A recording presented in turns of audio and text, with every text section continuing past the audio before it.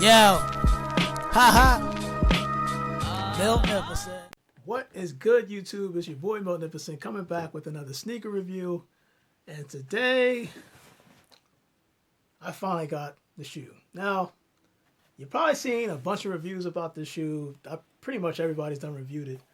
The one thing I did not see, or at least hear, was a story behind the shoe. And the reason why I think the stories behind these Jordan 1s, it's the Obsidian UNCs.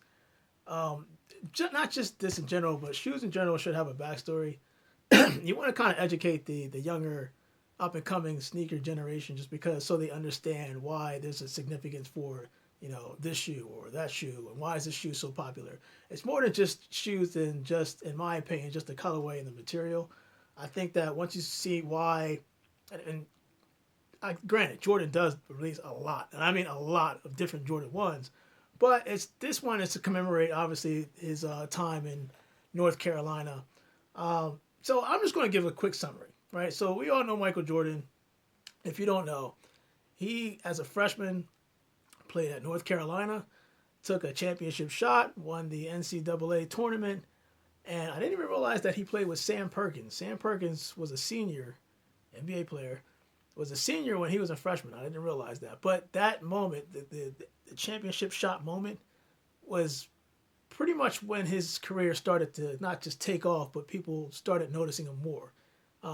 Obviously, back then, 1982, there wasn't any social media, so it's not like there were multiple ways of seeing who Michael Jordan was. You know, you heard, but you really didn't see. So at that national stage, at that collegiate level, where he took that shot, pretty much you could say national TV, everybody and their mom saw it.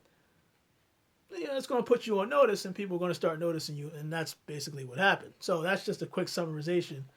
UNC, North Carolina, is the college he went to. He was a freshman, won a championship during his freshman year, and I'm pretty sure he got a lot of street cred. Just saying. But let's get into the shoe, because this is my first time actually seeing it up close. I really haven't seen it, and I've been getting a lot of L's lately. A lot of L's, so this kind of helps out a little bit. 12.5 is not easy to get. I can tell you right now, size 13, I can wear that, but 12.5 usually is what I wear in Jordan 1s. So it's hard for me to actually get that shoe. Whether it's a hype shoe or not, 12.5 in general is always hard to get, because that's one of the first sizes, in addition to the money size, to go just like that. So I was lucky, and I don't know how I hit on the sneakers app. At this point, again, I don't care that it comes into the Nike box with the sticker and all that good stuff, simply because I'm just thankful that I actually got the shoe. So, you know what we do. We do the review. You just got the backstory a little bit. And quite honestly, I think this is just the male version of the UNC patents that released back NBA All-Star, which was earlier this year, but it was a women's exclusive release. Another shoe that I took an L on. Not that I wanted it, but let's be honest. The resale price at the time, even now, it's still good. But before, when you got that shoe, almost like the Satins, you were pretty straight. So let's get into the box. Enough jip-japping. I can't wait to see this, because I want to see, like, I know the colorway is dope, but I want to see, is the leather quality really, is it on point, or is it just like, I have a feeling like it's, but we'll see. So let's open this up. Standard Jordan 1 box. And RF. Blah, blah, blah, blah. I got the sticker right there. But you can see it right there. 12.5. And thank you, Nike, for keeping this box in mint condition, because the last boxes that I got, not from Nike, from different corporations that I will not name, it has been a crap fest. And also, I like to apologize to anybody that was a part of that whole Yeezy drama yesterday. That was some messed up stuff.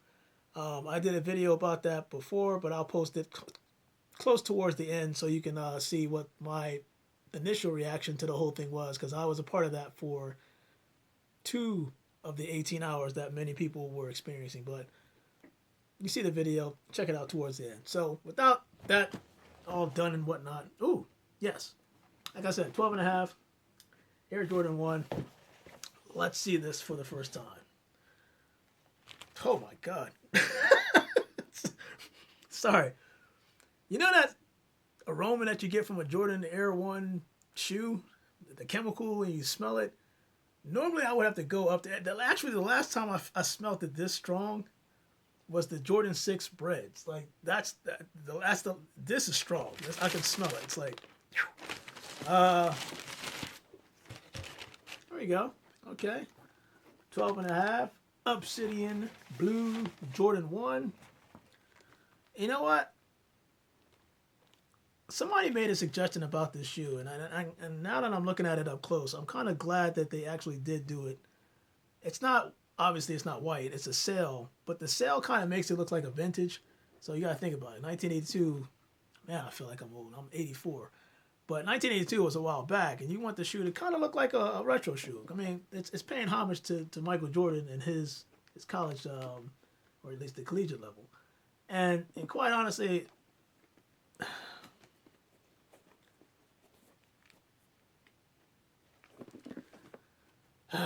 let's do it. If you haven't watched my previous videos, you know that I like to do this to see if the bounce back is real slow or if it's real hard. If it's real slow, you know that leather is good. If it comes back real fast, it's kind of a mixture between that tumble leather and that synthetic one. So, is this the best thing since sliced bread in terms of quality? I'm going to be honest with you. No. Is it bad? Is it horrible? Is it hideous like those couture or whatever you want to call it? Those things were horrible. Is the material bad? Like extremely bad? Not really. So, if you remember the Crimson Jordan 1s that released earlier this year, the one thing I didn't like the colorway, but I did like what they did in the heel. And they added extra cushion on the, I don't know if you, actually I'll probably post a picture somewhere so you can see it, but on the heel, it had a lot of cushion on the back, and you felt it. I mean, you felt it as soon as you put your foot in. So that is what they did to these shoes. I'm kind of glad they did this, but from what I'm seeing right now, this is very, very dope. Oh my God, you can get high on that. But yeah, I mean, like from what I can see, the overall concept, the design, the colorway, I think that this is dope. I'm glad to have this in the lineup because, quite honestly, I kept taking L's. The Yeezys took an L. And what's today? Today was the marathon, the Pumas. Yeah, I'm gonna explain on a separate video about that whole experience. But there's a couple other examples, and you'd be surprised how many L's I took in this week alone. But anyway, back to the shoe. So Jordan 1 Obsidians, I like this, and what we need to do is a super zoom so you can see this shoe up close in its entirety. For those that are new to the channel, I take a super zoom lens and I basically just go around the shoe so you can see what the shoe looks like magnified.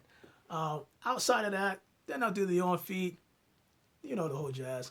And if you haven't subscribed, feel free to subscribe to me and I'll subscribe to you. On this channel, what I plan on doing moving forward, it's not just shoe kind of videos. It's more so like education, knowledge, things that will help you out, will be beneficial to you in life. That's kind of why you probably see on my banner, if you look on the channel, it says power.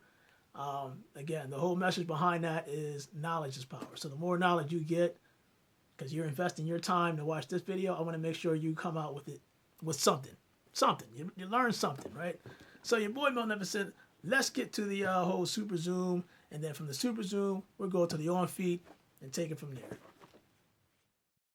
All right, YouTube, and before I even get started with the super zoom, I just want to give a special shout out to Fineline1721.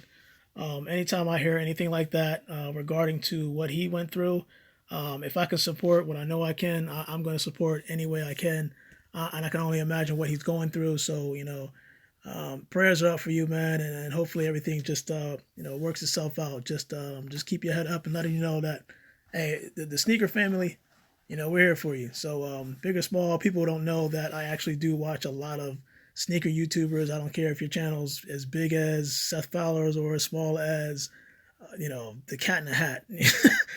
I'm just letting you know that I do pay attention to a lot of things. So without further ado, let's get into the super zoom. And you're wondering why am I seeing a black and a sail Jordan 1 and not the Obsidian Blues? The reason why is because I was in that video, at least the one you were watching before, I was talking about the pressure. In terms of the quality, you're going to know you have a good Jordan 1 in terms of the quality when you can press down, and it takes a while for it to come back up. It's not like that's when you know the quality is good. The tumble leather quality is good, not just on the toe box, but the outer portion. When you go to the Obsidian Blues, yeah, not so much. Bounce back is that quick. Now, that's not to say that the leather quality on here is trash. This is why I'm doing a super zoom, so you can see firsthand what it looks like up close and personal, from the stitching all the way down to the leather quality. In the toe box here, you can see that it's pretty much that tumble leather. It's a harder tumble leather than the Jordan 1 Sports Illustrated, but this one, it's not too far off. It's just that it's not as smooth, and that's basically what I was trying to get at. The outer portion of the shoe reminds me of the gym reds.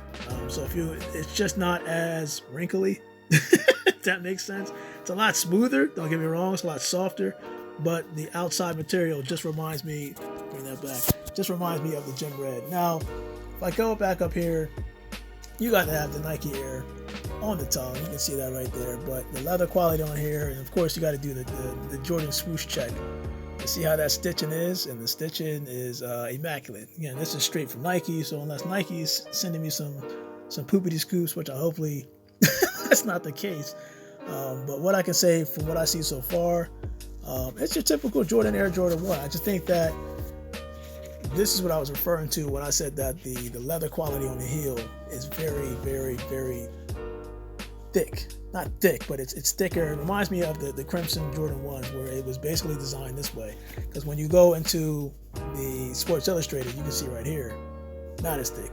It's kind of thick. So, but this is an added bonus, and I'm glad that they decided to do that with the heel.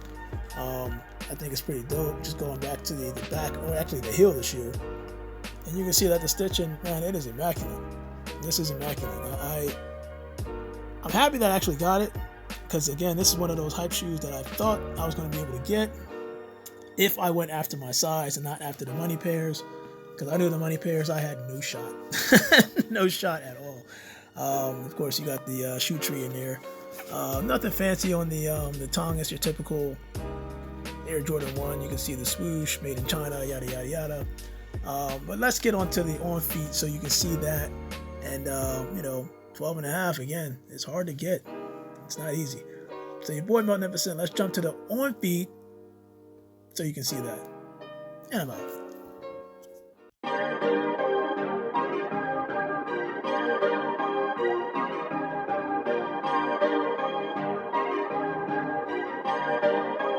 Perfect.